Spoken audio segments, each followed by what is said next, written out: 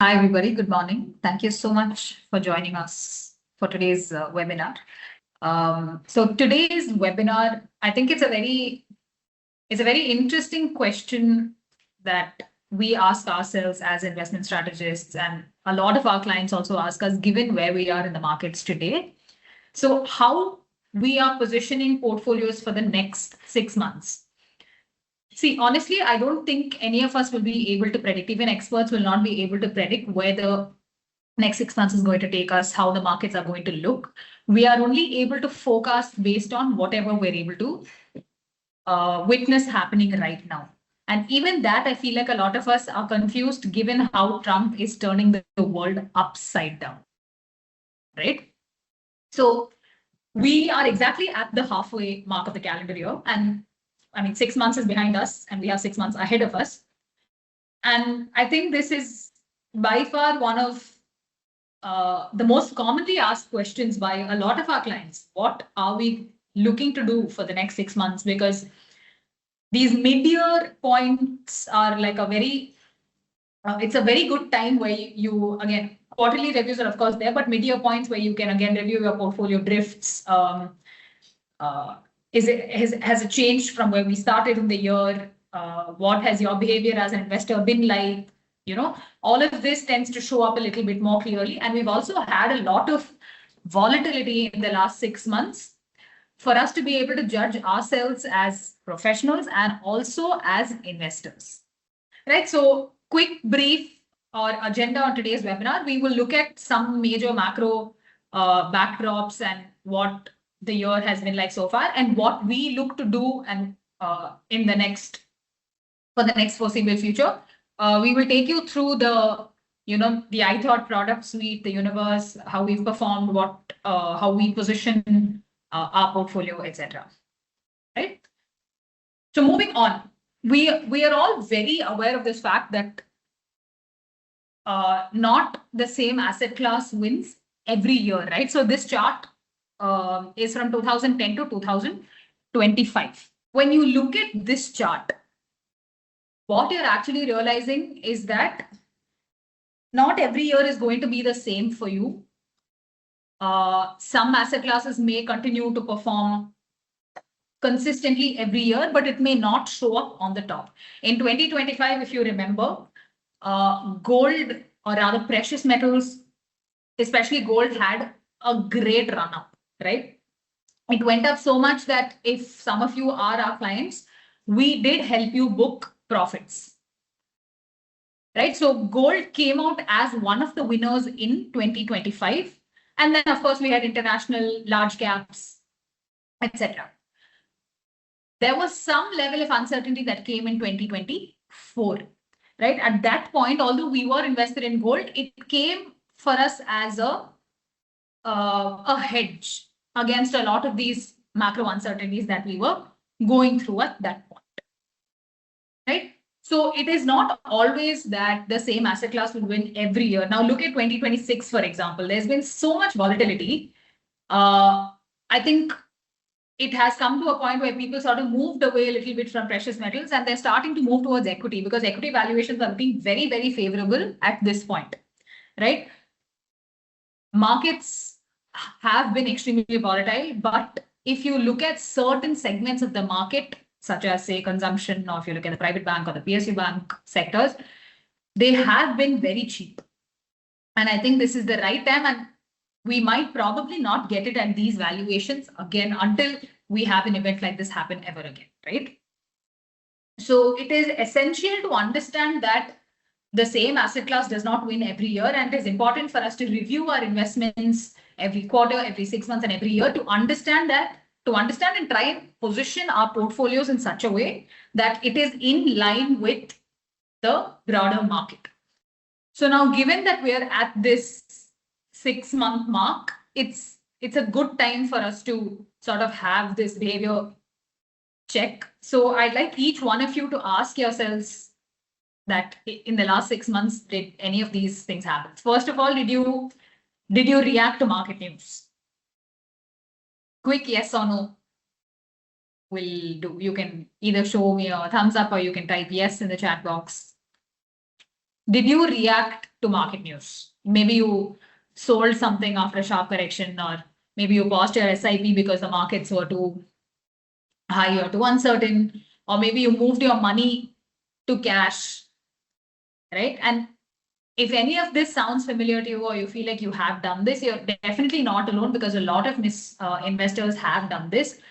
But it is again very important to understand that these are mistakes that can be very, very costly in your portfolio. They might look rational in that moment, but you look at it in hindsight, it's not very rational, right?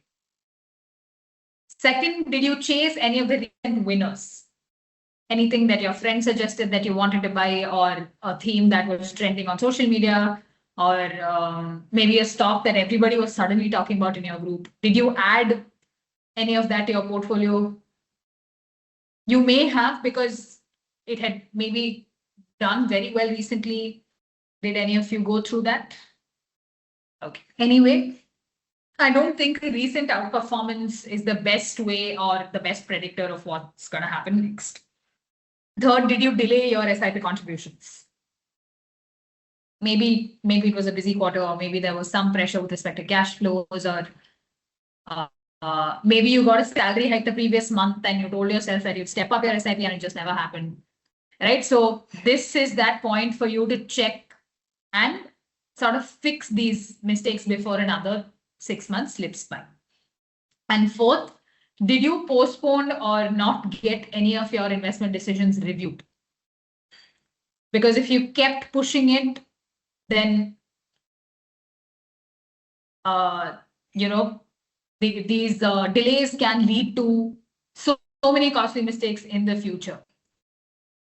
Now, given that you have these checks, right? Because it's important that you stay with the process, and you sort of understand why you started investing based on what goals were you investing for. You have to start and restart your SIP, step up your SIP, and get your portfolios reviewed. Now, why this is important is because all of us in this market end up making a lot of emotional decisions, right? And that's where most of us lag. And this is precisely what a mid-year review exists for, right? Not to judge the decisions, but to notice them, to point them out, to name them, and just subtly bring yourself back on track with respect to your investments. So as we move into the rest of the presentation, I would like each of you to hold on to whichever one of these apply to you, because everything we talk about, for the next 6 months only works if your base, that is your allocation and your behavior, is particularly sound, right? Because we all know that strategy, sort of without that discipline, it doesn't help compound wealth or create long-term wealth. Right. So now, when you look at this slide, you do know and you do understand that markets don't move in a straight line. And this first half of the year has been a perfect reminder of that. Right here, you see the Nifty chart, you see the DII flows, SBI pulling out money, how the growth forecast came downwards, and how the PAC growth also was slowed down. Right. So when you look at this slide, it's the sort of backdrop that we have been operating in. It's a mix of the global growth signal. We've had the RBI and the Fed keeping rates unchanged, and how the market sentiment has shaped how the markets will behave going forward, right? So the point I want to draw out here isn't like one single data point, it's the pattern. Because markets, rarely move because of one clean, obvious reason. They move because of the interplay between growth, inflation, policy, sentiment, and all of that shifting at slightly different speeds. And when you're managing a portfolio, your advisor's job isn't to predict which one of these is going to win on any given month, right? And even you as an investor, it is to build something that can absorb that uncertainty across all of them. Right. So this is really the starting point for all of our discussions in the world of investments, right? Now, if we go one level deeper into this macro picture, right?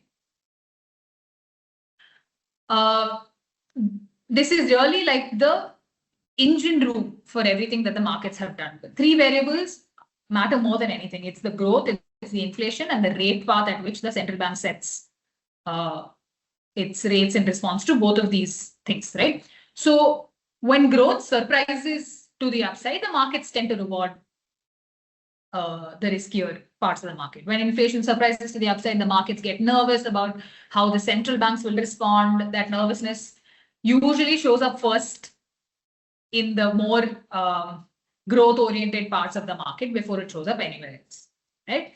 So now, before I get to anywhere else, what I'd ask you to take away from this slide is not a forecast, because anyone who tells you they know exactly where inflation or rates will be by the end of this year is guessing with confidence. They're only guessing with confidence and not knowledge, right? So take away this sensitivity map, understand which parts of your portfolio are most exposed to what may potentially be considered risky, or we are hearing a lot about how the Fed is now expecting at least one rate hike. So keeping these things in mind is what we sort of want to move ahead. And especially in a market like this, what matters more than anything is the behavior. So it's important that you don't fall into the traps and build better habits. Like we saw in one of the slides, it's not about chasing those recent winners or reacting to every headline that you see, or if there's a significant drop in the market, selling in panic, because of which you sort of end up ignoring your portfolio structure, right? It's very important to inculcate habits where you invest using a plan, right? There needs to be a structured plan. Every investment should be mapped to a goal. You should think about increasing your investments with every salary hike or every bonus that you get, and always ensure to keep your portfolios reviewed and kind of rebalance it instead of reacting. If you feel like something is not doing well, maybe you can rebalance it into other ideas that are doing well at that point, and just restructure and rebalance within the portfolio, right? And it is also very important that you sort of keep yourself grounded in the whole process and not deviate from this your plan and your investment goals. And like we always say here, and I thought if you have watched any of our previous videos, we always tell you that process is what is very important. Process always beats that kind of prediction, right? So you observe and then you decide and then you rebalance. So when you're observing, you have multiple factors. You have a lot of variables that are involved. You have the macro backdrop as to what's happening in the rest of the world and how that can affect India as a market. Where are the valuations at? Is there going to be any more volatility in the market? What are we predicting? And what's the trend looking like? Is everybody following the herd? Is there a herd mentality? Or is it important for us to stay away from the herd and build a portfolio based on that? Now, once you have observed these variables, now you decide whether you add more money or you pause or you wait. Do I wait to add a little bit more money, or can I just do it right away? Some of you may be experienced enough in the markets for you to know exactly. Some of you might require help, which is why we are here, and we try and make those decisions for you. And now once you've made that decision, whether you want to add or pause, and then you come to rebalancing. So with whatever you have in the portfolio, whatever you're going to add, you have to think about, okay, am I investing based on my risk appetite? Or am I deviating a little bit? If I am, should I bring it back? Am I still working towards each of my investment goals? Right? Am I still on track? Because it's the discipline that builds your wealth and your outcomes and not anything else. If your investments are going to be driven by reactions and market noises, then let me tell you that it's probably not going to take you anywhere, right? And this is one chart that I keep coming back to again and again. It's a fairly simple chart, but a very honest reminder of how equity investing actually looks like. It's not the smoothed average version that we like to talk about, but it's like that lumpy, unpredictable version. Now look at how uneven this is. These are all calendar year returns. There are years of strong double-digit gains, right? Sometimes flat or negative. There's no pattern you can set your watch to. And there's no rule that says that a strong year must be followed by a weak year or the other way around. Because markets simply do not hand out consistency, predictability, or come together. This is predominantly why the behavior checklist that we looked at matters a lot.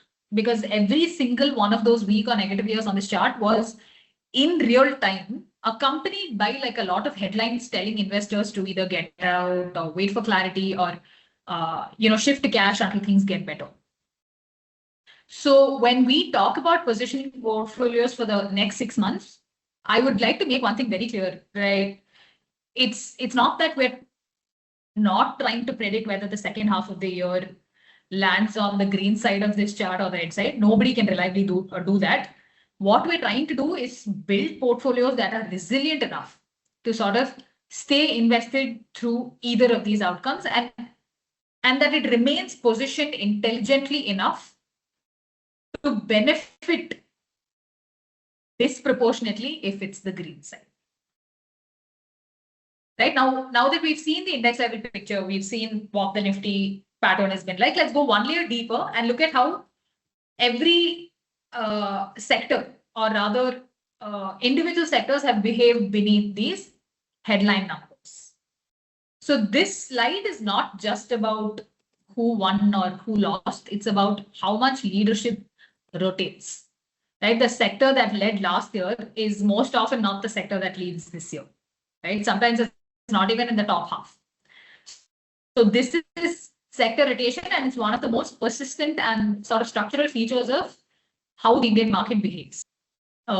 We know that leadership rotates because different sectors respond to different parts of the economic cycle. Some thrive when rates are falling, some thrive when consumption is strong, some thrive when capex cycles go up, or some just primarily by the movement of commodity. And this is exactly why like a static investment plan maybe might be a little dangerous. It is important to stay invested, I agree, but it is also important to understand and see where you need to rebalance, when you need to rebalance, etc., etc. Now, quickly moving on, how is Ithought positioned, right? So if you have been watching and following all of our videos, we have our PMS product suite. We have Solitaire, which is our flexi cap strategy. We have Trueblue, we have Vriddhi, Sphere, and Neef. Let me just quickly present my screen and show you our fact sheet. I hope you guys can see my screen. Now coming to Solitaire, which is like our flexi cap product. So in flexi cap, our mandate is that we can go 0 to 100% in any market cap, whether it's mid, large, or small. And given this market, we took advantage of a lot of spaces in the large cap area. And if you look at sectors, it has been mostly FMCG, capital goods, auto, and financial services. And these are the sectors that are positioned to do well. And we see a good runway for the next, few months. So given the nature of this product, we are about 78% in debt-free companies, right? And portfolio beta is, relatively positioned well, is about 0.77. Right. So when you look at a portfolio like this, you should definitely be able to tell that we are also building portfolios based on how the markets have been and are going to be. If at any point we feel like we need to exit a certain idea, we are okay to do that. right? It's not about constantly holding on to something. It's always about sometimes also reaping benefits out of the winners that you have been holding. Coming to True Blue, which is our large cap PMS product. It's our it's an idea of, or it's a new take on the Nifty 50. We don't have everything that the Nifty 50 does. We have picked a select few. You can see some of the names here. It's on the screen. We have the top 10 names, right? Again, if you look at our portfolio across all products, you will see that we are favorably positioned in the sectors that are currently doing well. The weights and the weightages might be different across portfolios because of the mandate and the opportunities that we have. But we are still trying to position our way into sectors that are broadly doing well. Even here, you can see financial services, auto, oil and gas, FMCG, right? And the returns numbers, the longer term returns numbers are, of course, very representative of how well these portfolios are positioned. 1 year returns, you may see lags across products because we've had a very choppy year, right? Now, Vriddhi is a small and micro cap strategy. This is sort of a product that involves names in a portfolio that are rather not covered by a lot of research analysts, right? We, again, debt-free companies for sure, but 43% of the companies in the portfolio are companies without any external research coverage. So it is an extremely contra portfolio. We are again positioned in agrochemicals, chemicals, infra, real estate, cap goods, right? These are the sectors in the small and micro cap space that we are finding extremely attractive at this point. And again, the 1 month numbers have been extremely sort of good. It's outperformed the S&P BSE 500 TRI. And again, we may have had several choppy years given that it's a small and micro cap space and it's a little risky. We have had years with negative returns, but the longer you stay invested, the better it is for your portfolio. And it does meaningfully and significantly outperform your benchmark. Now, Sphere and Neo, for that matter, are both multi-asset products, right? Where we can go 0 to 100% in any asset class, whether it's equity, debt, precious metals, or global opportunities, right? We had a good run up in, gold. We were holding a lot of gold in our Sphere and Neo portfolios. We did exit our positions there. We made a lot of good returns out of the precious metals bucket. Now we're also aggressively positioned in banks, financial services, consumption. We have some global exposure. So given that it's a multi-asset product, we have that leeway to go into that asset class that's performing well. We can stay overweight in the asset class that's doing well to push performance and help clients benefit from those parts of the markets that are doing well. Neo follows the same philosophy as Sphere. The only difference being that it's for NRIs. You may see that both our portfolios right now are very equity heavy. That's purely because equity valuations are extremely attractive at this point in time. Right. So that sort of brings me to the end of today's webinar. Thank you. Thank you so much. If you have any further questions, sector related or portfolio related, you can get in touch with us at 9500027285. The team will get in touch and we'll be more than happy to answer your questions. Thank you all once again for joining us in today's webinar. There are more webinars today. Feel free to attend them and enjoy them. Thank you once again for spending your Saturday morning with us. It was a pleasure addressing you all. Thank you. Thank you so much. Have a great weekend.